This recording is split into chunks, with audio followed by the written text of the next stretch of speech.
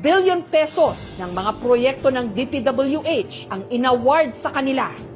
Lumipad pa Leyte ang aming team sa pananaliksik ng aming team na pag-alamang hindi lang flood control projects ang hinawakan ng SunWest sa Leyte, 1st District. Sa kabuuan, 6 billion pesos ng mga proyekto ng DPWH ang inaward sa kanila.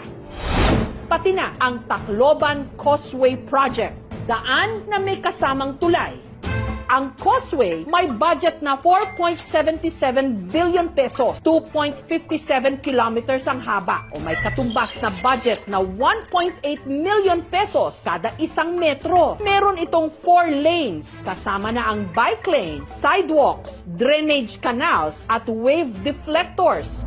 Itatayo ito sa gitna ng Kangkabato Bay at kukonekta sa downtown o city proper ng Tacloban City papuntang airport. Para daw mabawasan yung travel time mula downtown papuntang airport from 40 minutes to 10 minutes. Shield daw siya para pigilan yung mapanira sa city. Tapos pangatlo, pandagdag sa tourism daw ng Eastern Visayas. Nasimulan pa ito taong 2023 at inasahan sanang matatapos 2025 hanggang 2026. Pero ang proyekto hanggang ngayon, heto, nakatiwangwang.